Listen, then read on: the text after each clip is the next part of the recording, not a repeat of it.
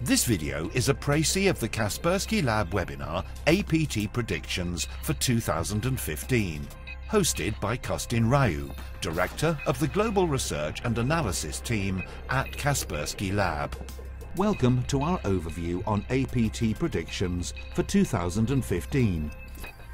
In the next few minutes, we'll share our insights on the emerging trends for 2015 and provide you with information about how APT groups have changed during 2014 and how you can protect your company against targeted attacks in 2015.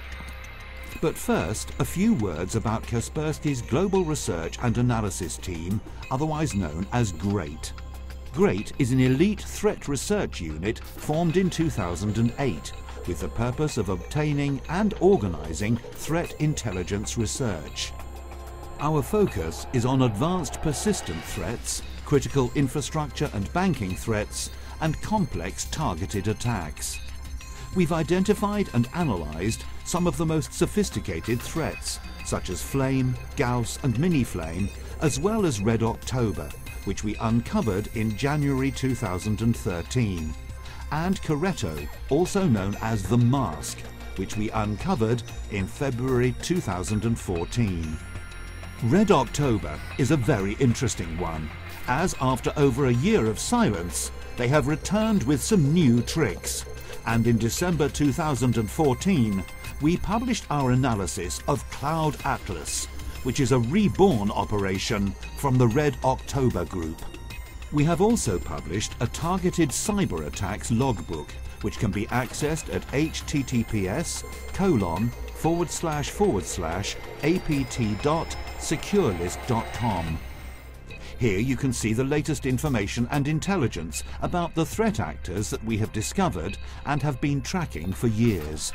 But before we focus on 2015, I'd like to recap some of the predictions we made for 2014. First, we predicted that because the cost of entry keeps decreasing, we would see more and more APT attacks.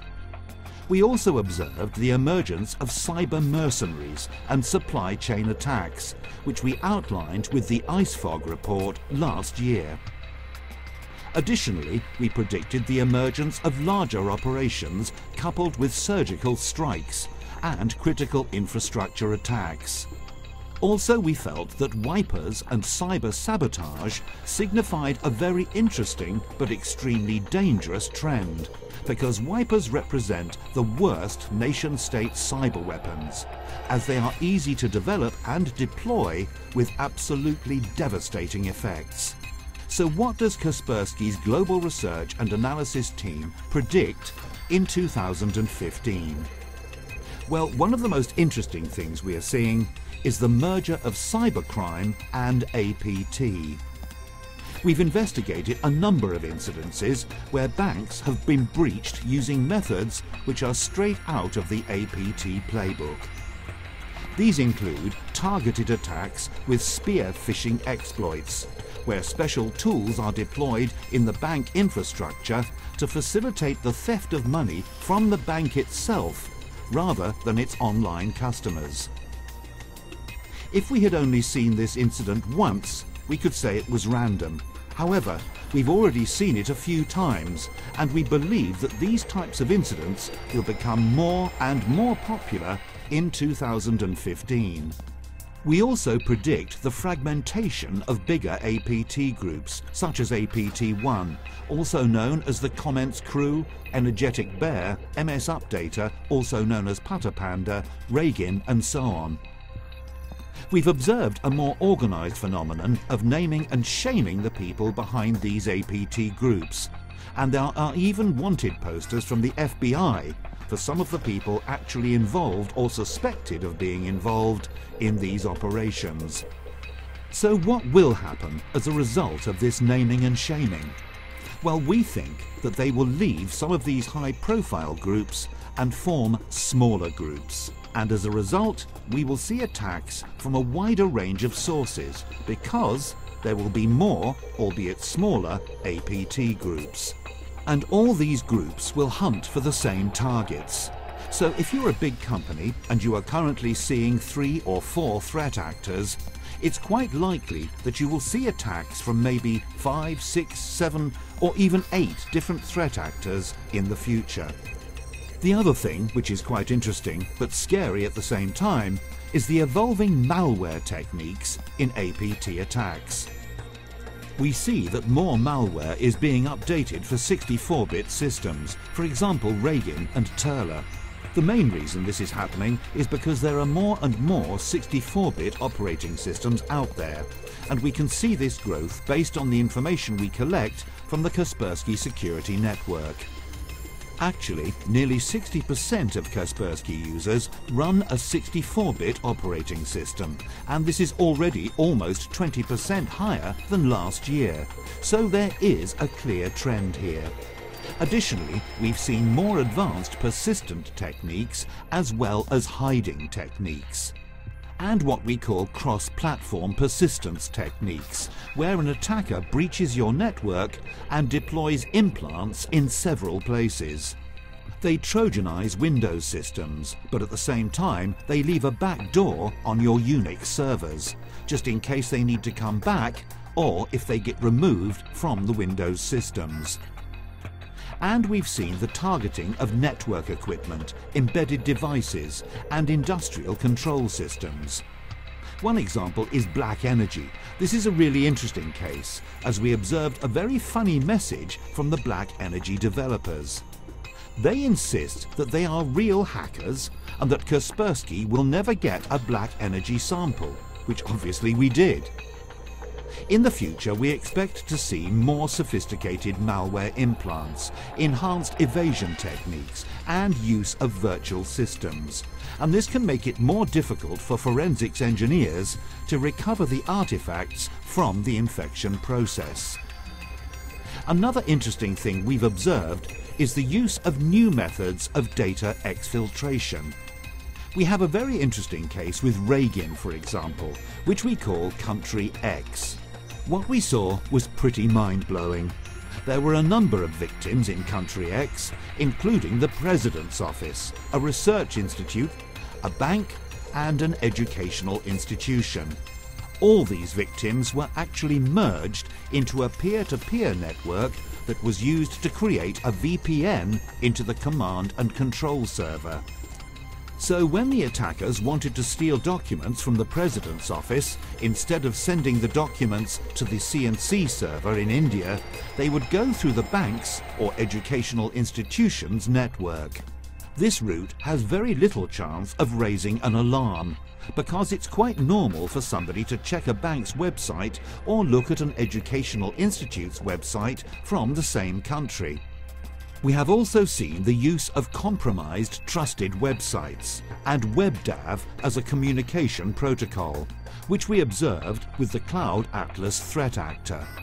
The use of DNS requests, UDP and ICMP are probably some of the most technically sophisticated methods of exfiltrating information and quite difficult to identify and block. For instance, UDP is a big nightmare for systems administrators, and I know a lot of them block UDP completely just because it's a major security risk. But the same should be done to ICMP. This still leaves DNS requests, which are also quite difficult to block. And as it's possible to exfiltrate data in the DNS request, it must be controlled as well. However, what we believe to be the biggest danger in 2015 is the use of cloud services. Things such as Box.com, Dropbox or CloudMe.com, which were used by the Cloud Atlas attacker, cannot be ignored, as they represent a backdoor for the command and control mechanisms and will be extremely difficult to identify and block. So in essence, to block these attacks, you will have to block all these cloud providers from your gateways. That means you'll have to stop your employees using Dropbox, Box.com, SpiderOak or similar services, and this is not always practical. But in 2015, we think more groups will adopt this mechanism in order to make exfiltration stealthier and harder to notice. We are also seeing what we are calling a global cyber arms race. In October 2014, there was an interesting article published in the Security and Defence Agenda, and the article states that the Swedish armed forces want to attack other countries' computer networks if need be. I can tell you that nearly every big military power in the world wants the same. The only difference is the Swedish are honest about it and the others don't talk about it. But I can guarantee you that this capability is on the agenda of most nation-states in the world, as the cyber domain has become one of the most important assets for military power. And we believe that pretty much everybody is now engaged in this cyber arms race. We've also seen unusual languages in APT attacks, such as Old Italian that we saw in the Duku exploits, Spanish with Machete and Queretto, and Korean seen in the Dark Hotel and Shamoon attacks, French from the Animal Farm group, and Arabic seen from multiple groups around the world. We predict that in 2015 we'll see more and more unusual languages in APT attacks, as more countries and nation-states join the cyber arms race to develop cyber espionage and cyber sabotage capabilities. The use of false flags will also become popular in 2015, and there were some quite interesting false flag attacks in 2014. For example, attackers deployed malware commonly used by Chinese-speaking threat actors at one of their victims in Switzerland. And we believe that the use of false flags will become more and more prevalent next year. Of course, we still believe that the most difficult thing to fake is the target. So if their interest is in a particular area or country, they can still deploy a lot of unusual languages to throw people off track, but the interest area will remain the same. It'll be interesting to see if APT groups start attacking random targets just to create a more confusing image of their operations. The addition of mobile attacks and threat actors is another thing we have observed this year. We started with the discovery of mobile implants from the group known as the Hacking Team, which is essentially a so-called legal surveillance software developer from Italy. We believe there was spyware called Da Vinci and Galileo, which hacked iPhones as well as Blackberries and Android phones. It can infect iPhones as soon as they're connected to an OS X-based computer. We believe that we'll see more mobile attacks in 2015 because mobile devices are becoming an increasingly important part of our lives, and they can very easily be hacked. Additionally, on some of these devices, it's extremely difficult to figure out something is wrong. To give you an example, Apple still doesn't allow us to develop antivirus solutions for the iPhone. So it's very difficult for you to notice that your iPhone has become infected if you jailbreak your iPhone. This is one of the main reasons why we recommend that you don't jailbreak your iPhone. To summarize, in 2015, we anticipate more mobile-specific malware in APT attacks, and the focus will remain on Android and jailbreak iOS devices. Targeting hotel Wi-Fi networks is another interesting phenomenon, which we discovered during our Dark Hotel investigation. The moment a guest tried to connect to the hotel's Wi-Fi network, they would get a prompt saying there was a new Flash Player update waiting for them, and they needed to install this update. In all the cases we analysed, there was a 100% success rate on these attacks, so everyone that saw this prompt installed the infected malicious object. Hotels provide an excellent way of targeting a very particular category of people, especially company executives.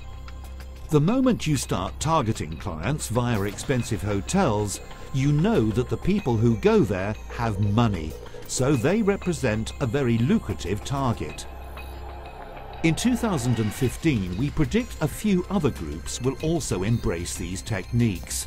However, due to the sophistication required to hack into these networks and carry out these types of attacks, we believe they will remain beyond the reach of the vast majority of APT players.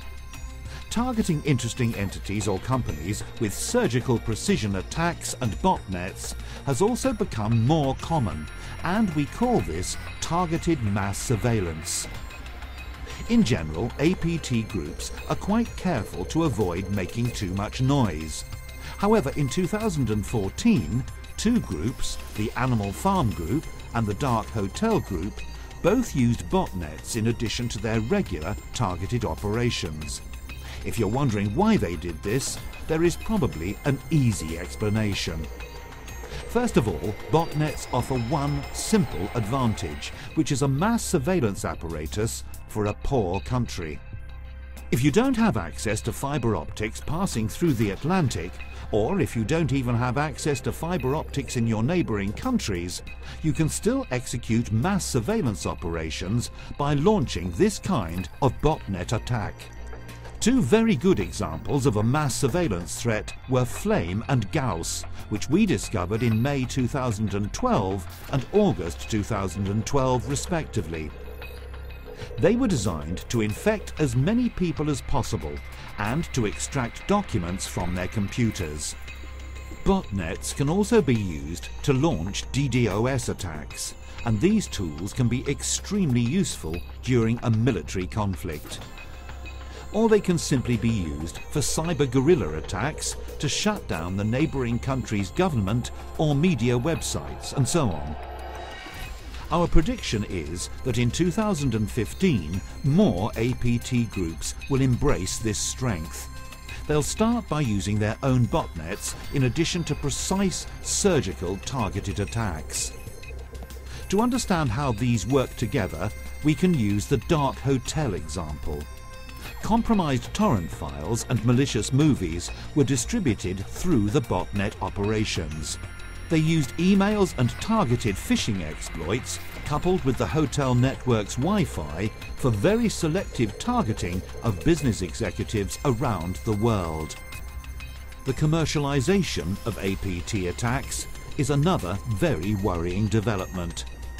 In the past, we've seen companies such as Hacking Team and Gamma International, which are just two of them, but there may be nearly 100 companies involved in this so-called legal surveillance business. The truth is that we believe that spyware sales cannot be controlled. Regardless of whether you say these tools are only sold to trusted governments or customers, sooner or later they will end up in the hands of people who are not so trustworthy. Our prediction, because this is a high-reward, low-risk business, is that more and more companies will appear in the market specializing in legal surveillance. This is another way of saying they will write malware for money, and it will all be legal. We've already seen signs that governments don't like this very much, and this is now being called dual-use technology. There are already a number of discussions in the European Union about banning the sale of these products, or at least to control the sale of the more obvious technologies. Which is why some of these companies are considering moving their offices abroad to places that will allow them to continue the uncontrolled sale of these technologies. What you need to keep in mind is that more companies, and even smaller companies, will join this business, simply because it's high reward, low risk, and demand already exists in the market. So, now that we've provided our predictions about how these APT groups will develop in 2015 and beyond, what about the solutions? One of the most common questions we hear is, how can I successfully defend my company against targeted attacks? Well, our advice is to combine technologies with knowledge. In terms of technologies, our automatic exploit prevention technology has already proven very effective. Additionally, one of the most effective technologies, in my opinion, is whitelisting and the so-called default deny mode. In default deny mode, only trusted programs are allowed to run on your computer, and I can tell you that the vast majority of malware used in APT attacks is still unsigned. Of course, we now see attempts to sign malicious samples, but we also see more and more stolen certificates. This doesn't stop our products from catching malware. However, it does make it more difficult for security companies to block the attacks.